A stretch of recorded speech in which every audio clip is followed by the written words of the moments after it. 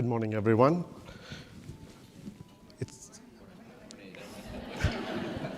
Welcome to heaven. So it's my great pleasure to be speaking at the 14th Brain Injury Conference here at Scripps. And I'm extremely grateful to Dr. Lobatz, who I've known for several years, for inviting me to give the talk today. So let me get started. So I'm the medical director of Kaizen Brain Center, which is a private concierge-based clinical practice in San Diego. So we call it as a private clinic, but with the heart of academia. So today my talk is, and I have no disclosures. So the talk today is about using a form of treatment called transcranial magnetic stimulation in TBI and post-concussive syndrome. So this treatment has gained a lot of attention recently because of its use in depression. But the purpose of today's talk is largely focused on post-concussive syndrome. So this is the agenda for today's talk. So I'll give you a brief overview about TBI and TMS, which is transcranial magnetic stimulation. So you'll find me using the word TMS more often than the whole word. I'll give you some evidence of use of TMS in post-concussive syndrome.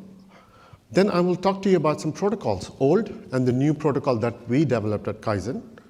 Then I'll give you some data, some interesting data from our clinic that we've treated for the past 2 years. Then I'm going to take you to the future. This is the preview of how TMS is going to transition into, through the world of neural brain mapping. I'll end by talking about the new protocol, which is the individualized patient treatment protocol that we developed at Kaizen. So TBI, what is TBI? So TBI is a neurological event that results in loss of consciousness, alteration of consciousness, and post-traumatic amnesia. Depending on the duration of these events and the presence or absence of brain hemorrhage, we divide this into mild, moderate, and severe. Mild TBI is the most common form of TBI and is accompanied by absence of any hemorrhage. And this is what we see most of the time in our clinical practice. The word mild TBI is the same as concussion. They have been used interchangeably. So what are the symptoms of mild TBI? Generally, when you have a concussion or head injury today, you feel you have dizzy spells, you have visual problems, and usually these resolve within 10 days. About 30 to 40% of the people don't have improvement in the symptoms and go on to have what is called as a post-concussive syndrome. The important thing to note here is that the initial neurological event has now transitioned into a neuropsychiatric syndrome. As you can see, there is more depression, anxiety, mood dysregulation, headaches, migraines, mental fatigue, brain fog that people complain. Now, this is a syndrome. Now, again, it can last anywhere from 1 month to almost 6 months. Some people have this syndrome for more than 6 months. We call that as chronic. And there are some risk factors for that, like it depends on how many head injuries you had in the past, or whether or not you had depression, anxiety, or other neuropsychiatric conditions. So,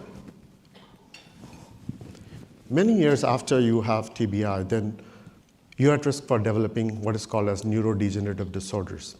Now, these are, NDD as we call it, is not TBI, it's not post-concussive syndrome, but rather progressive disorders. It could be Alzheimer's, it could be chronic traumatic encephalopathy, which is CTE, or they could have motor dysfunction like ALS or Parkinson's. Now, we really don't understand who go on to have what, but we do certainly know that CTE is more common among professional football players who've had repetitive TBI. And we also have begun to understand that there are some genes that play a crucial role. For example, ApoE4 has been implicated in Alzheimer's. And there's data that suggests that when you have ApoE4 and TBI, your risk goes a little higher than the general population. CTE, most recently, there was an interesting gene that was brought to surface, which is TREM106B at Boston University. So we are beginning to understand some of the genetic factors here.